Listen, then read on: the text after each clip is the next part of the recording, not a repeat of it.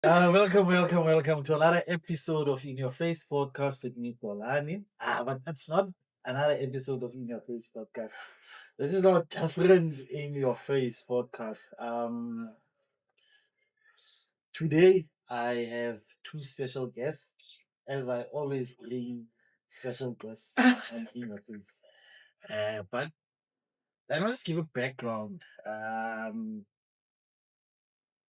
In Your Face has now moved, or rather has expanded. In Your Face is now a network on its own. In Your Face is no more under the Certain Party podcast network. Had a great journey with the guys. They introduced me to the public, and yeah, man. One just had to for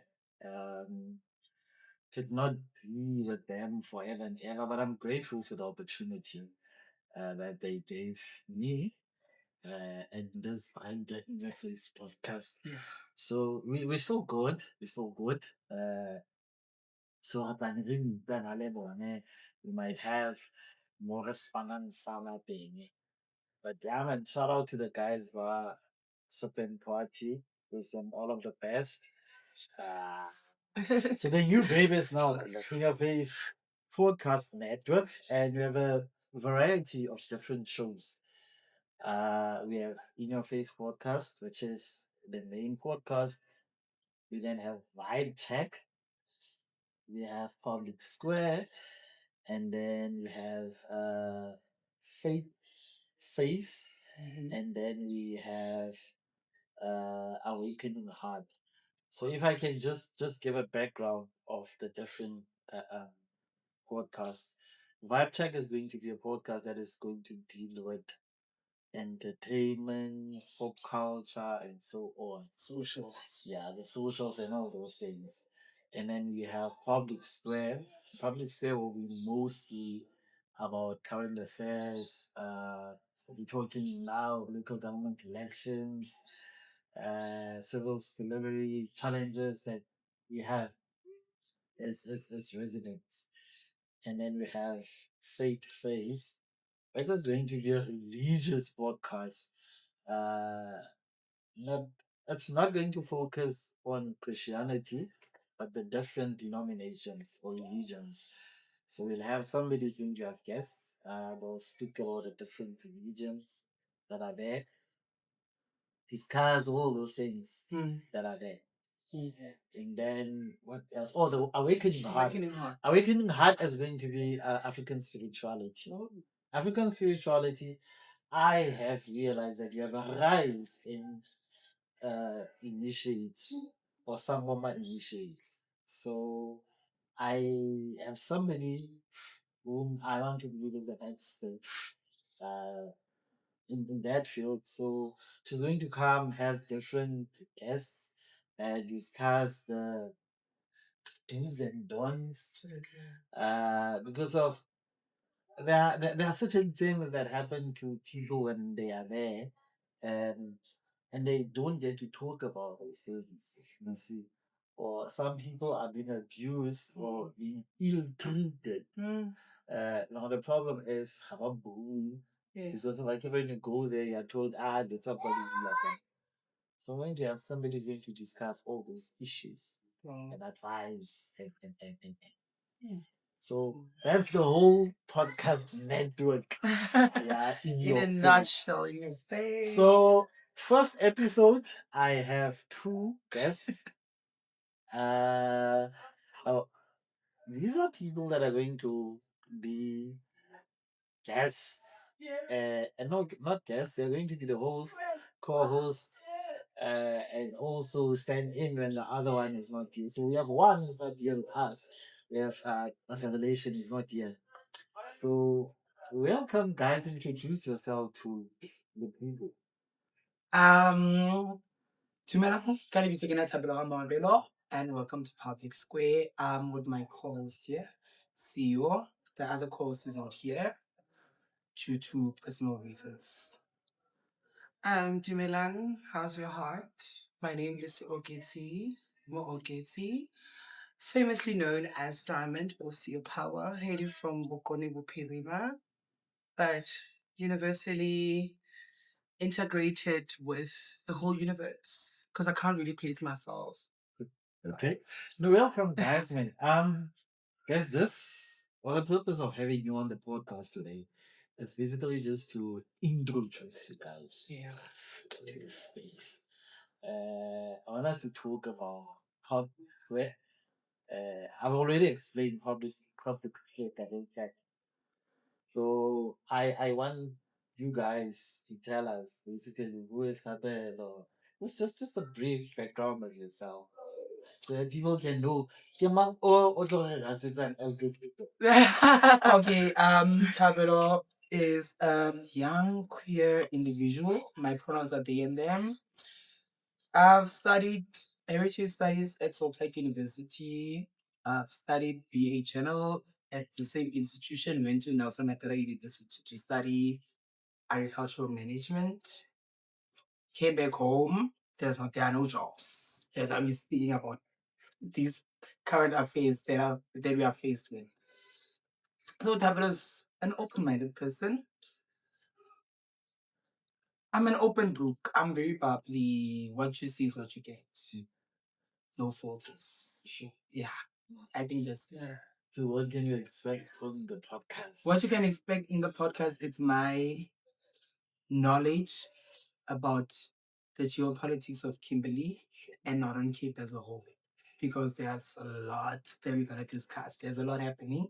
Like right now, we are in the season of local government elections, where we were fighting in Kimberley for the next councillor. Who's gonna be the next councillor? Who's gonna be governing us? Are we talking certain political parties ruling, or are we talking coalition? Sure. So that's what we're gonna be talking about. Bottles, water, unemployment, schools, dropout rates, things that affect the public. Absolutely. Sure. Yeah. And just to allude to the very smart profile of yours, I, as Seoketsi, I've done a lot of work in the media spaces. I currently had a reality show called My Coming on Mzansi Magic, season 2. But my background is specifically under political sciences and sociology. And I'm currently pursuing my postgraduate in drama and theatre at the Wits University. And so I come with an ample series of like activism as a form of background. So I've done a lot of feminist organizing. I'm a queer trans organizer that does a lot of work around Fees Must Fall or organizing for students and society at large. So I'm a fallist. You know, if you remember, Fees Must Fall was like a student movement that took place in various universities around South Africa. But right now, I'm just trying to heal myself and my trauma because I generally think that we are victims of mental health. And this is the time to sort of like unlearn and relearn our own bias and how society has sort of like um, classified us or classifies mental health and sort of like divorces the concept of mental health away from Black people. So I'm trying to sort of like invite the politics of healing as an urgency for everyone. Okay. No. Welcome, guys. Thank you so You spoke about the prayer and plans. Now school us now for some of us who are limited in as far as the to understand. Okay. So, I mean, with this, typically people call us the alphabet gang, right? Okay. Because the alphabet keeps growing. But plainly, it's LGBTIQ plus. Sure. So the L being for lesbian, the B being for LG, and G being for gay, and then B being for bisexual, T being for transgender, queer being for queers, and I being for intersex, and plus being for allies and others. So others could be demisexuals, people that are differently abled. You know, Okay. yeah, like disabled people. The spectrum is very keeps on wide, growing. right? But also because also I think it's very important that we use language that is quite inclusive and spiritually diversified because we can't keep referencing disable people as disabled because they're really not disabled. They're just differently abled. They are able to do certain things, just not as a right. So with the spectrum of queer, queer historically has always been a term that has always been very problematic, particularly in the Western side of things. Say your Europe, your London, British. But however, we are reclaiming queer means you do not identify in any form of umbrella. Instead, you're very gender fluid. You do not allow gender to sort of like dictate how to live your life. You allow yourself to become first a human being, and you first view yourself as a human being before anything else, right? So with transgender, the only difference is that this gender identity involved. Gender identity is how you identify yourself according to gender. So allowing your gender expression, which is the inside, the inner being of you, to sort of complement the outer being of yourself. Then therefore comes the gender identity. How you identify yourself within society, how you express yourself, the kind of clothing you wear, the kind of, when you say bodily autonomy, how you express your bodily autonomy, right? So with gay, it will probably fall under the spectrum of sexual orientation, where orientation was specifically talked to who do you go to bed with, right? So I think that's about that. At least you want to know more. No, But you can add however, more. I think with gays and lesbian, it doesn't necessarily add. Yes. It's physical, emotional, Absolutely. sexual Yes. attraction. Yes. It's not just sexual attraction. Absolutely. Absolutely. Because when you are sexually attraction, it's just like sexual attraction. It can be a fetish. Absolutely. Absolutely. I mean, like, fetishization is quite a norm, especially in the queer spectrum, right? Because a lot of cis heterosexual people still believe that queer is is a performativity. But you actually find that a lot of ours are actually queer, but just how the system has always been patriarchal and sort of like um don't want people to just genuinely express themselves in totality. You find people sort of like seeing so much indiscrepancies in regards to being queer. We police being queer, we suffocate being queer. But I actually think that even when you look at the spiritual history of Africa, a lot of queer leaders, a lot of people, a lot of leaders were queer. You know, a lot of people are still queer. So I think queerness does not only mean because you are gay or you are trans or whatever, but it clearly means that black people are queer. Okay. You know, because how we love each other, how we share food together, how we clothe each other, that in itself is queerness. Because queerness means looking out for each other. Oh, it's an umbrella term for people who Yes. don't identify to the norm. Absolutely. Oh, Yes. like what society says, okay, you are a woman, this is how women should be. Yeah. You are a man, this is how men should be. Ole sangoma, sangoma, this is the weave. Exactly. No, You know, Yeah. no, no. so it's And I an love the fact umbrella that he term. brought that very smart point about the Sangoma, right? Yes. Because we could even like invite the spectrum of Sangomas, right? Sangomas themselves are very queer oriented. They do not assimilate to a form of gender because you know spirituality in itself. You could harbor the masculine, but inside you could also harbor the spiritual, which is the feminine spirit. Yeah, Right. So yeah. I think ultimately that is queerness. Right. Yeah. So I think when our 2 cents or my 2 cents were produced, that person is queer because you do not assimilate to any form of gender politics or gender identity, but you live beyond Okay. the boundary. No. It makes sense now. Now I get it. Yeah. You know, if I may just, because I don't know if this is schooling the nation, schooling young people, because I want to believe this platform is probably gonna attract, rather be supported by mostly young people. I got about Donna now.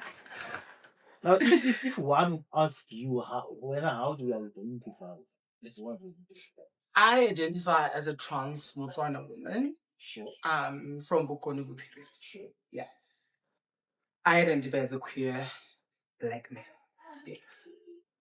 Now, if one would say, do I would say to women when I can see that you are a male, how would you explain that? I mean, obviously, how we experience life is different, right? So, obviously, you see what you see because you've been conditioned to see gender in a very limited manner, right?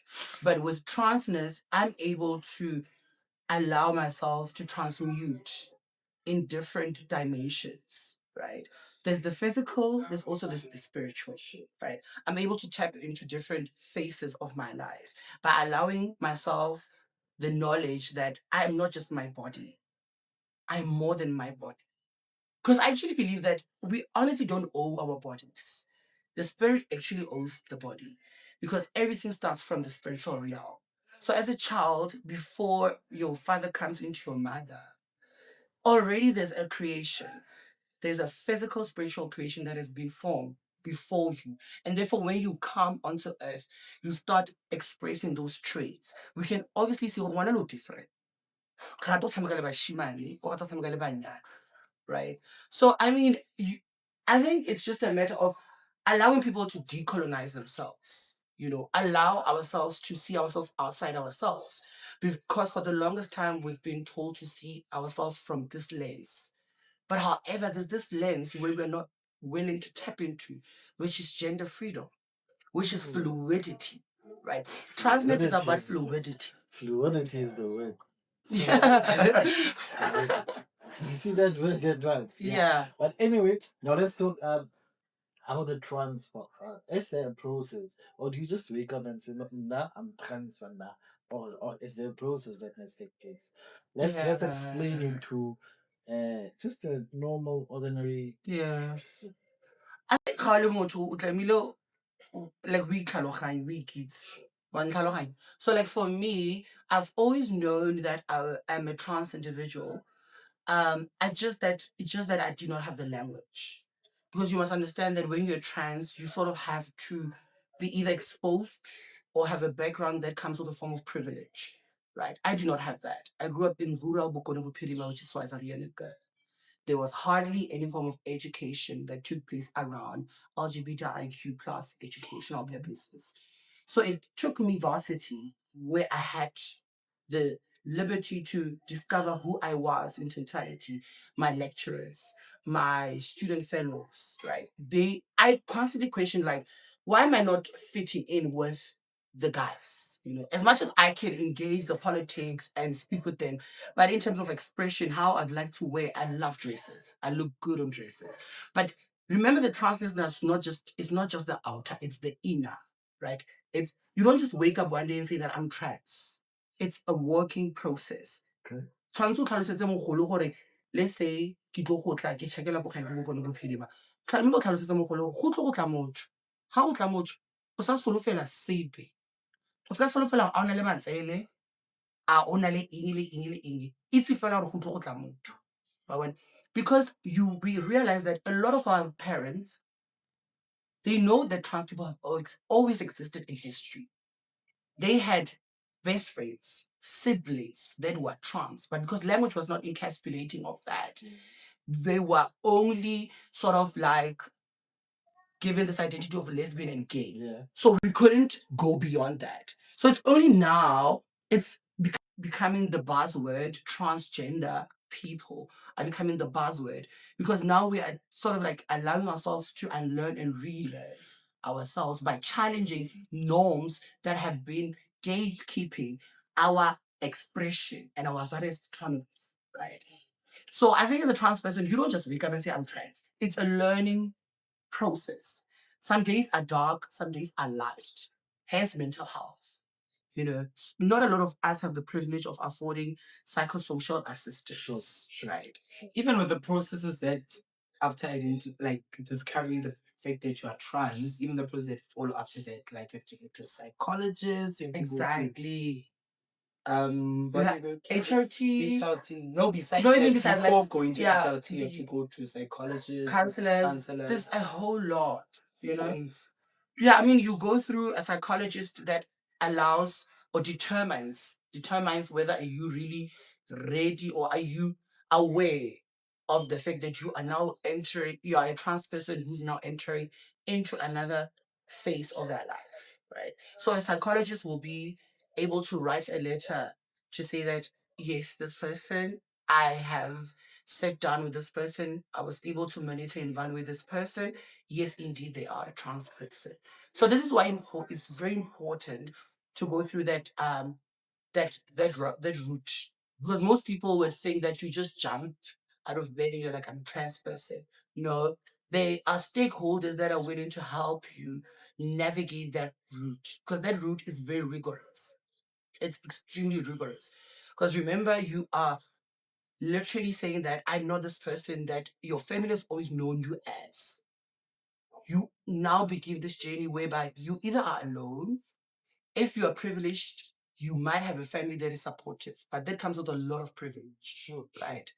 So, like for me, now I had the selective privilege of having a family, particularly a mom and a grandmother, that were more exposed to the nuances of life. So, like my grandmother was quite an academic, same as my mom.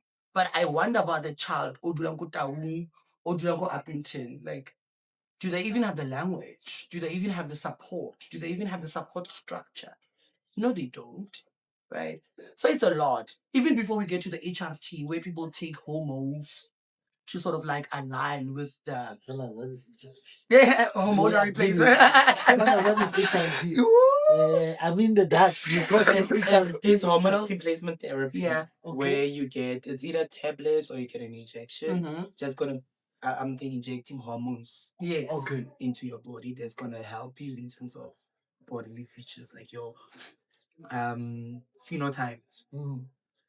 No, you see, I want us to take it that way, guys. Don't come and see HIV. You must tell us what is that, so that the next child or the next baby is there absolutely. who feels Yeah. I can relate to what they are saying. Yeah. I'm right when I say they. Yeah. No, Yeah. pronoun they. You Yes. see, yeah, I'm getting there. You see. Yeah. So whoever the child is there who feels I can relate, ne? Yeah. And now they go, okay, so this means now from here I need to go.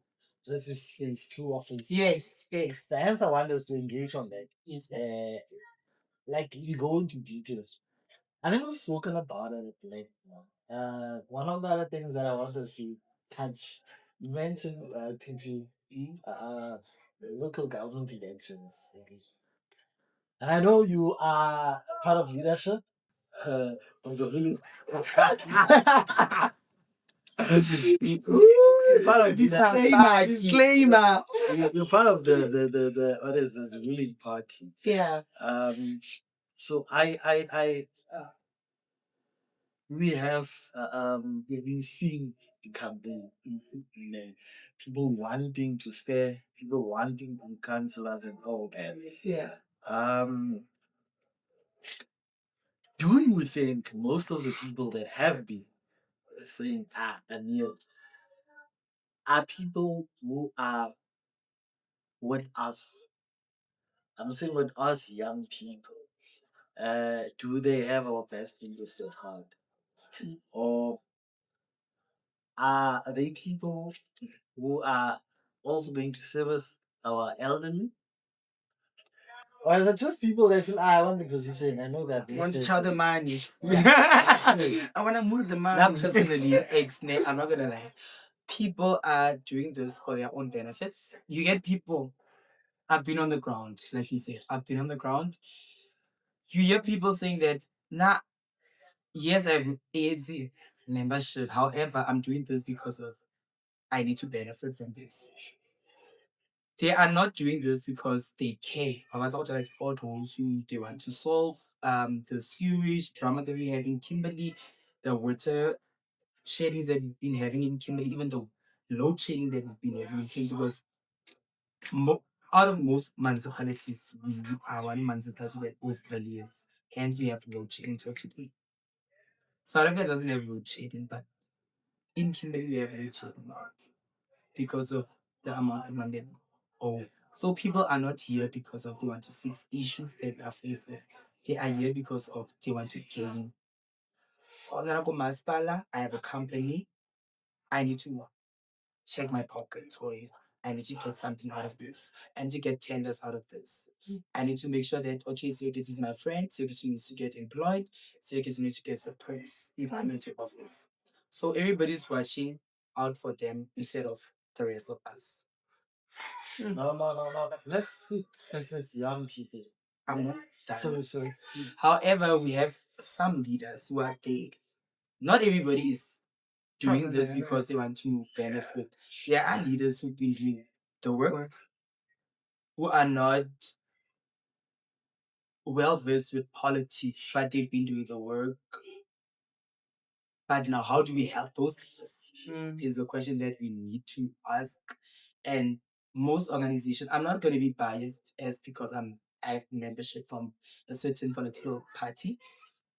However, as political parties, how do we then work with these people who are not politically inclined to say, okay, we see you can do the work, but now, Rona is in your face. How do we help Seoketsi in ensuring that Manifesto ya Rona gets out there as much as we say we're gonna create jobs, we're gonna do this. As when Seoketsi gets into office, what would you to say? It's in as you more silong office when so gets into office, then we move back. We want to keep things from Seoketsi. That's what happens in municipalities. Exactly. Especially with the coalition, because with this coalition that's been happening, people would not vote with you, with your idea, because of probably she's trans or she's black, she's from probably, let's say, in your face as one suit. You only have one vote. Nobody's gonna go for you. So yeah, I think I answered you. No, you did. We have young people now who've never voted, who feel that, nah, I can't be vain in as far as politics. I don't want to be part of politics. What if you as a young person, you say, young people, you feel not like it? I mean, voting is your democratic right. As much as a young person, you need to remember that you go to school, you have to go to university. You don't have to go to university. However, that your politics affect you. So you need to go out there and vote to ensure that your voice is heard. Number one. What you want to see out there happens. And that depends on your vote. Yeah. Because that one vote can make a difference in the local government elections or the national elections. Yeah. I mean, I just wanted to allude to those very smart points of yours, right?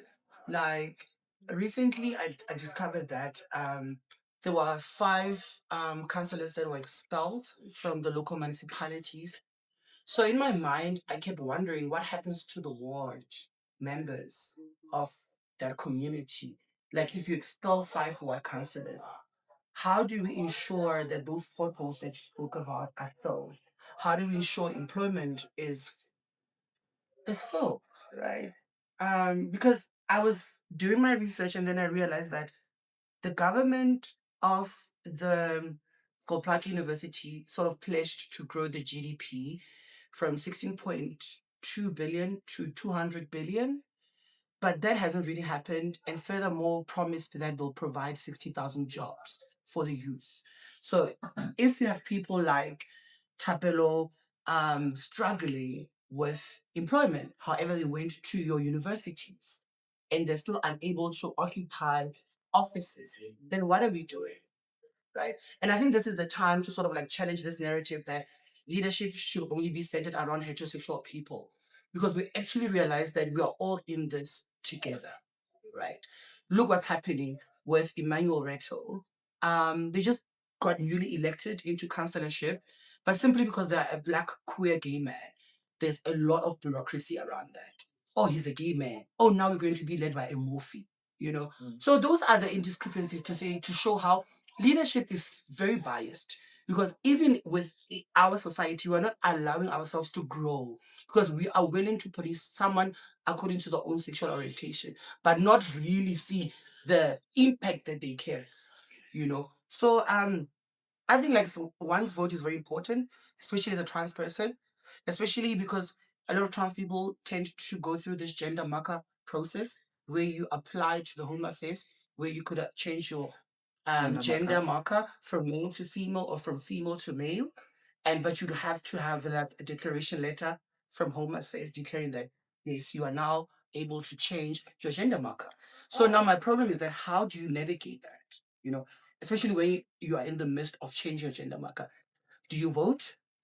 How then do you vote when your papers are still in the system and the system does not even want to issue out your new identity, even if it's been 2 years of struggle waiting for that identity documentation? Now, what happens to that? Do you still vote, or do we have to create a special portfolio for a group of people that are particularly vulnerabilized by the very same system that still requires of them to vote? What do we do? That's very sick. But I just wanted us to fix something. I heard from what you said. I believe that Emmanuel has not been uh, appointed. I think he has been elected. Yes, As a elected. councillor elect. Yes. Yeah. So yeah. So I just needed us to fix that thing. But I Yeah. think you've touched on something very important, which is the challenges that your community faces in as far as uh, politics are concerned and you see and all those things. I think we still have a lot of work to do, man, in as far A lot. as educating people, in as We far do. as that is concerned. TP, anything else that you'd like to talk X, about? in terms of that, I would like to add on to that. Within the same political party that I'm involved in, we tried by all means because we have the youth league, we have women's league, we have everything. We wanted our own league, EDM, Embrace Diversity Movement, Okay. where we have leadership that's even in it. We have ministers in the In the president's presidency, yeah. office. Yeah. Comrade Steve Comrade Tsike. TK. Yay. We have those people. So in terms of that, we've work has been done. Absolutely. And we can see progress. Absolutely. The only issue comes down to local. Okay. There's education, a lot of education done. There's a lot of sensitization being done. Yes. A lot. However, our people are not willing to learn and relearn and learn and relearn. So there's an issue. Even if we have this, we can have workshops, we can have all of these Dialogue. things. But it's up to the next person if they're willing to take the education and be and unlearn what society said they should. Their own bias. Like what's right and what's wrong. Yeah. I don't think we should rather, uh, whatever mandate that we want to push, don't you think we should rather bring it and make it more relatable? You know, we have podcasts. This is that's one of the platforms that young people Yeah. check out. So don't you think perhaps we should have more of those, or rather people that speak about those on podcasts? Yeah. What else do you have? You see, these platforms, man, rather than doing it to is it the traditional way of having your workshops. Remember It's now, not working. It's not It's definitely not that yeah. model is not Remember, working. as much as people are unemployed and all that, but if you're going to say there's a workshop for, let's say, for example, for hours, yeah, almost at hours. There's no argument. Yeah. Now I stay wherever. I need to catch a taxi. Get there. Already, I'm unemployed. I'm not working, so I'm not gonna get there. Oh, yeah. You see, so I get there. I have my own issues. Out here. I'm unemployed. I don't have data. I don't have anything. You see, so I'm checking. Perhaps you guys should speak to your people, your leaders, and say, "No, man, let's try and come up with ways. More. Is it modern? Yeah. I mean, we've been, Tony. We have tried. I mean, like There are podcasts podcasts. that are focused on the community. Absolutely. There are radio stations that are focused on. There's a body of work. There's a lot of work that has been done. Yeah. However, I feel that the main thing that people should focus on is respect. If we can see people for people being people and stop seeing people for whatever you're having under your, like, under your underwear or fetishes. or You don't pass, you don't see a person for who they are. Yeah. X can do the work. He says what exeki transgender. We don't care. He says what exeki lisango. As long as you can do the work, let's allow you to do the work. Oh, besides X is a heterosexual man. Yeah. He can do the work, you know. So I think what you're alluding to is the fact that see the person for the potential that they Yes. harbor, as opposed for the genitalia that they have in between their legs, right? Because that's always the I challenge. like when you just Like, remember our first meeting? Yeah. I told you about how I feel strongly about William and Shit. the fact that I feel like Mama Dickie said, we are ready for a female president. absolutely. We've been ready for a female president. We've always been. We've been. Why? It's been how many years? 32 years Mm. since democracy, Mm. and we haven't had a female president. But to me, do you see the patriarchy that also runs within political systems, right? Because patriarchy is just another form of control that men wants to harbor onto women's autonomy and everyone that is within the marginalized community, right? So we could also say that we need to allow people to unlearn their own patriarchy and maybe invite invite matriarchal leaders, because within certain political affiliates we've always had matriarchs governing governance or governing spaces, right? You spoke of Mama Winnie Madikizela. That woman has been a powerhouse. She died a powerhouse. Still, She remains a even powerhouse. after her death, she multiplies, right? But we can still see that how matriarchal her leadership is. So many thought leaders. I could mention names, but one person that I know was very fond of Mama Madikizela was Julius Malema, right? Because he knew and respected the worth that Mama Madikizela was worth. So not only when he goes into the EFF manifesto is he going to employ his patriarchal views, he's also going to invite those matriarchal views that him and Mama spoke of, right? So maybe this is the time where we need to allow people to come as they are. Allow me to come as queer as I am. Allow Kolani to come as hetero as he is. Allow TP to come as queer as they are. But what we are saying is that we are not just queer. We are also your families. We are also your leaders. You know, we are also your think tankers. We are also your pastors. We are also your chefs. We are also your lawyers, right? So that's just to show that life in itself is all about looking out for each other, you know, because this is the ecosystem.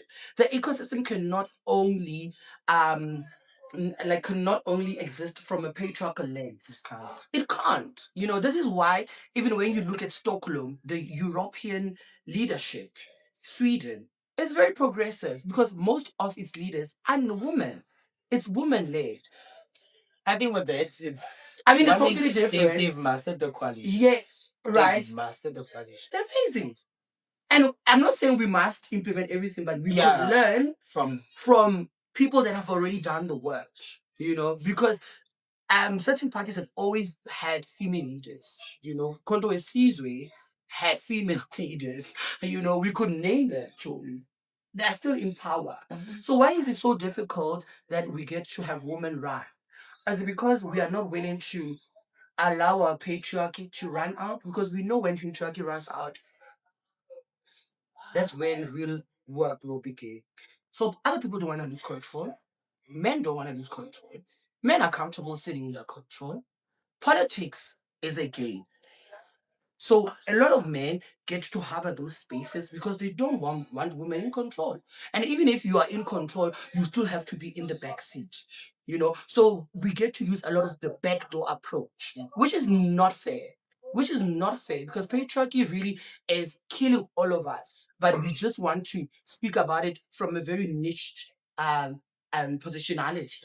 But then the truth is that, Paulani, you have a lot of black male privilege. How do you use it to get me as a black trans person in the politics where we know that these are the times that the youth needs to start lobbying, conversing.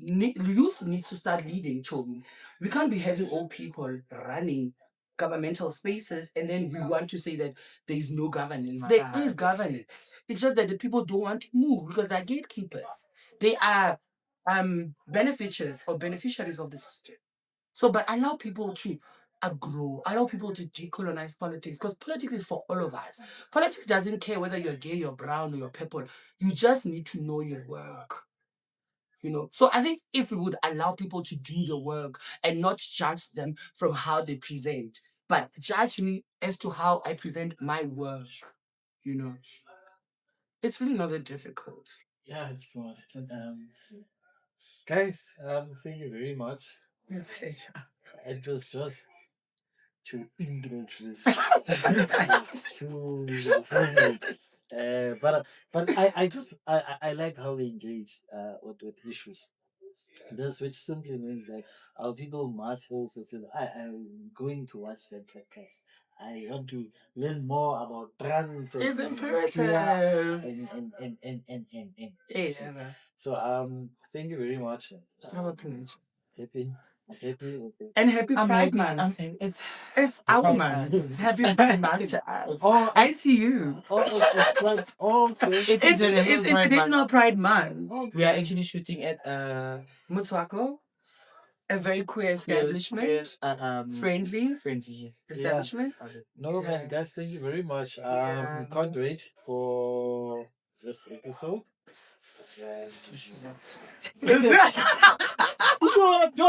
No, There's a lot to talk about. We haven't even spoken about the Hollanders. No, remember But it's fine. that's the thing. I just want to give them just A snippet. so that you guys can have your podcast and do justice to One what it Talokai. says. Remember, you're not gonna have Tolani who can't relate, who doesn't know these things. He must Yeah. ask you, hey, what do you mean when you say what? You see, they school us. So, Yeah. guys, thank you very much. We can't wait for that. Thank you, Baba. For the episode. Yeah. So, wishing you all of the best. Thank you. Thank you. And thank you for bringing us into your space, Olani. I think we need comrades like you. And thank you for being an ally. Because I think most people tend to think that we don't have allies. We don't have siblings that are looking out for us. Sure. It's very pronouns So- oriented. Right?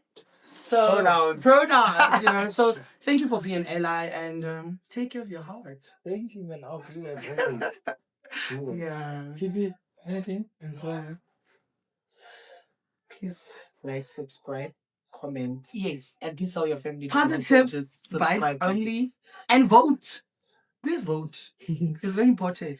Very important basic practice to actually participate in these Yeah. local government elections. We want change. Yeah. Kgotetse dumping site go drain mo Kimberley. Water tankers. We actually have watershed Yeah. every weekend. Yes. And the SA And if then Khamaga thing is a bank, we still we are gonna go try like Yeah. Cape Town. Oh, the water tankers where they invested over 15 billion, but then they only invested in the water tankers, but they could have invested in the infrastructure and invested in the pipeline and the water system, but then they're not doing that. Okay, fine. You guys are gonna come with your podcast and help people. We have a lot to say, so you need to engage on come. those issues. It's very important that we have such platforms, guys, to keep the young people active and informed. So thank you, guys. Thank So, guys, thank you very much for watching another episode of In Your Face podcast and the In Your Face podcast network. So this was an episode that we're now introducing Public Square podcast to the viewers of In Your Face. So thank you very much. Do not forget to like, Subscribe and comment, comment. and comment. Share. Never hold Tell us. anybody. Yeah.